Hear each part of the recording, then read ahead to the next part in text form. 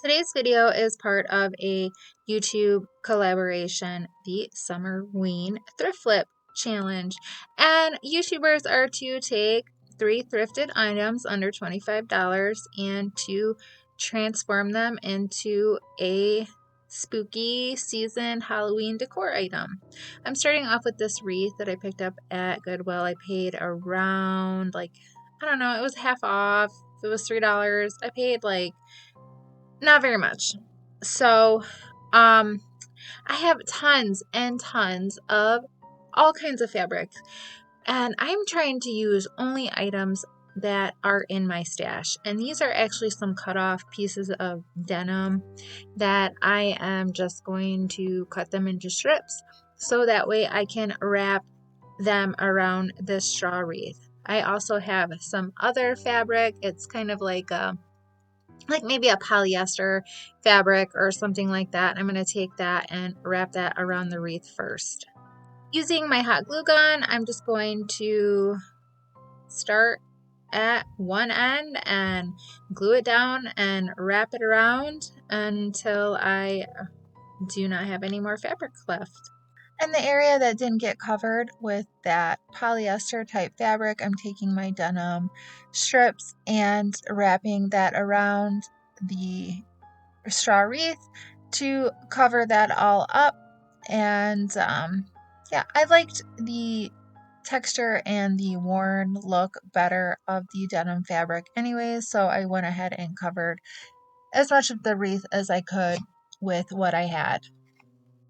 I have some of this really pretty orange colored tulle that I'm going to loosely wrap around the wreath, and I'm just going to do like a layered ribbon effect, but I don't want it to be really tight. I want it kind of flowy and pretty.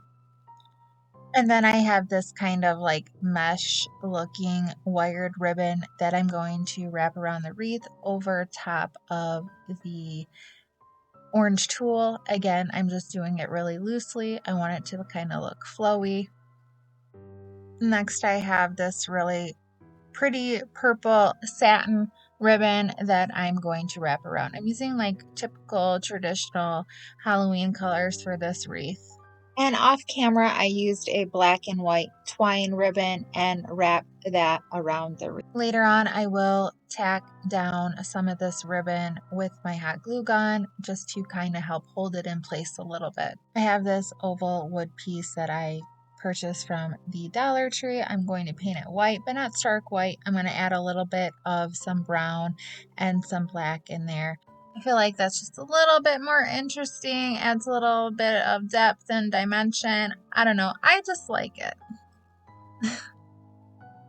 I'm just using an artist brush and brushing on some like brown streaks and some black streaks, and then taking a rag and wiping it back.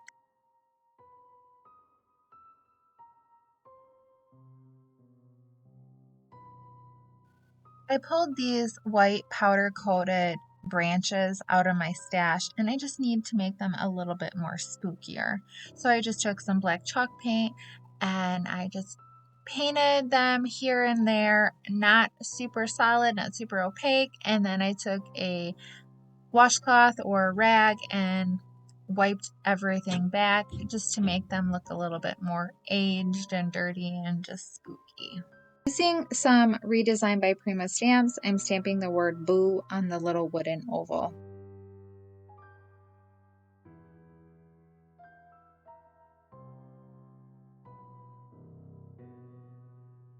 I'm actually using a Christmas stencil to stencil a little like floral greenery pattern on the top and the bottom of the word boo.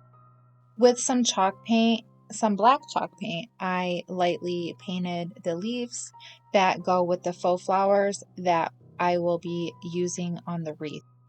I always spend a little extra time pre-planning my layout of where I want to put all of my flowers and greenery and things like that on my wreath before I permanently glue everything down with my hot glue gun.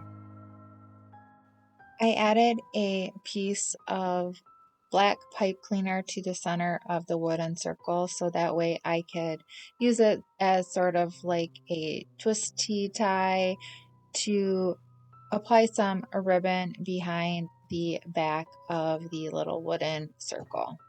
I laid them down in an X form before I tied them together with the pipe cleaner. And I adjusted the length of the ribbon by pulling them from one end and the other to get them the length that I liked them to be.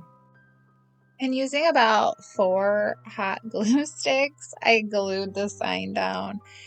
I really wanted it to not fall off. Holding it and pressing it until the glue dries is always a good idea.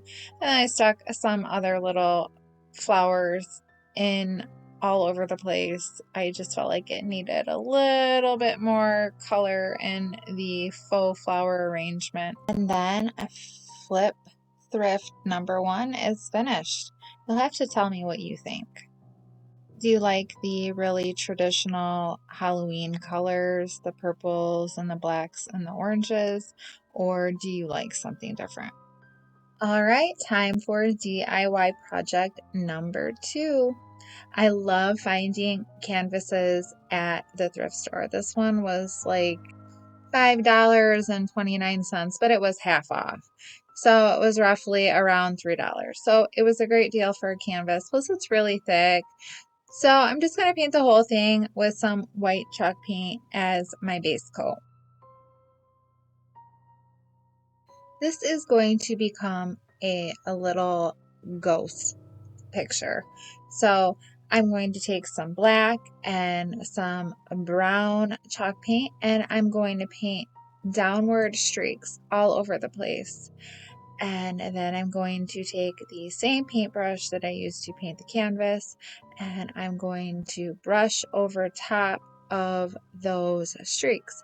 I'm not adding any more white paint to my paintbrush. I'm just going right over top of them, and this is going to kind of blend that brown and that black into the white and make it look a little bit more subtle.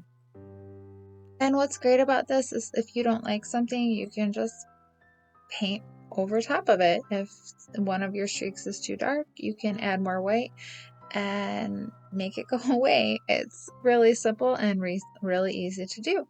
And then I'm taking some black chalk paint and an artist brush, and I'm making my little eyeballs. And I did try to give him a mouth, but I really was not feeling it. It didn't look as cute as I had pictured it in my head. So with my washcloth, I just took it and I wiped it off. And then I proceeded to give him another mouth, and I still did not like it. So my ghost is mouthless. Let me know what you think, if I should give him a mouth. Did you think my mouths were cute? Totally would love to hear your thoughts. Anyways, here is my little mouthless ghost. My ghost that can't say boo. What do you guys think? How do you think he turned out? Now on to DIY project number 3. These are not thrifted items. These are just pieces that I had started a while ago and I have never finished. They're like spaghetti jars and olive jars and pickle jars. And as you can see, I painted them a while ago, but I just never finished them. So I'm working on doing a coat of black paint, and I am leaving some of that previously painted surface to show through underneath of the black. And then here's this giant pickle jar.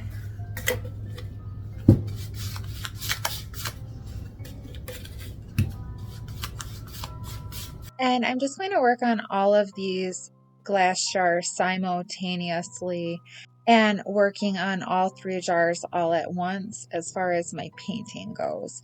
So I'm using this black chalk paint, and there is some white mixed in with my paintbrush, which is totally fine. It's just going to make it look more aged and more weathered and give it that blended effect. To add some texture to my jars, I am taking some paint on my paintbrush and tapping and dabbing and just kind of like stippling so that way I can get some ridges and some peaks in my paint. With some Das air dry clay, I'm going to use a decorative trim border piece and make an outline for where a label would be on like an old jar. So I'm putting the air dry clay into the mold, and then I am gently folding the mold and gently pulling the air dry clay out of the mold to try and keep as many of those details as possible. I'm not super concerned about perfection. This is going to be meant to look old and aged and weathered and spooky and scary. Then with my hot glue gun, I'm gluing down the air dry clay mold, and I'm just making a rectangle shape where a label might be on an old jar.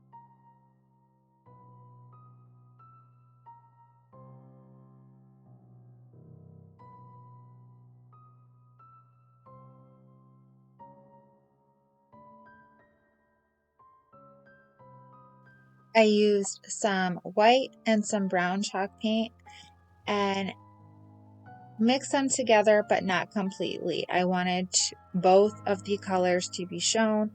I painted my rectangle where my trim pieces were to make it look like an old label.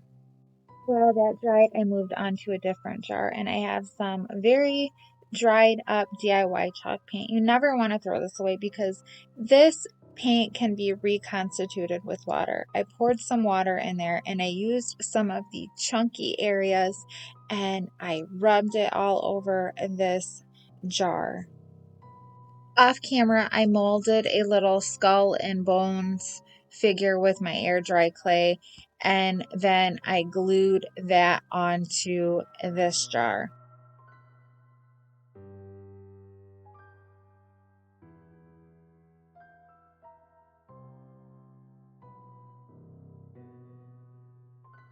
I used some of that white and brown paint mixture and I painted the skull and bone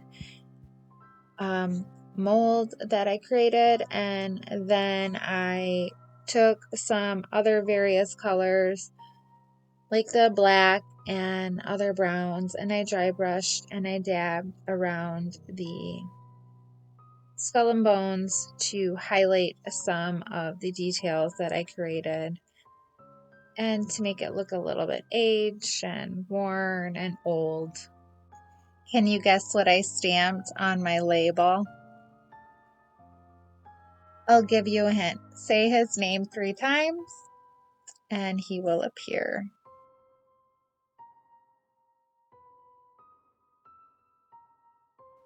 I had so much fun finger painting with these jars. I used some brown antiquing wax and I rubbed all over the label to make it look aged and old and dirty, and over the trim and the molding, and just basically all over the jar. I used my finger and I rubbed in various paints and brown wax to make it look really aged and old and grungy and just like it's been hanging out in a cellar or something for years and years. I also took some of my watered down DIY paint and dripped it along the top and dripped it along the label so it looked like liquid was dripping and falling down the sides of the jar. With an artist brush and some miscellaneous snow wax chalk paint in the color called Lichen, I tapped on some green mossy areas here and there. On my final jar, I made a label with some of that white and brown paint mixture and I just brushed it on, and I wanted it to kind of look like it was old and worn off, so I didn't make it perfect.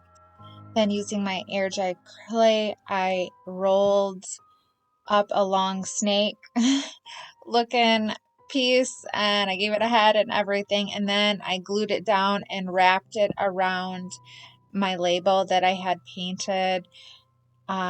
My idea in my head was to make this a snake oil jar. So the snake will be wrapping around the label, and I glued it all down, and then I used the end of a paintbrush and tapped all over the snake's body to make little indentations in the clay so it sort of looked like scales.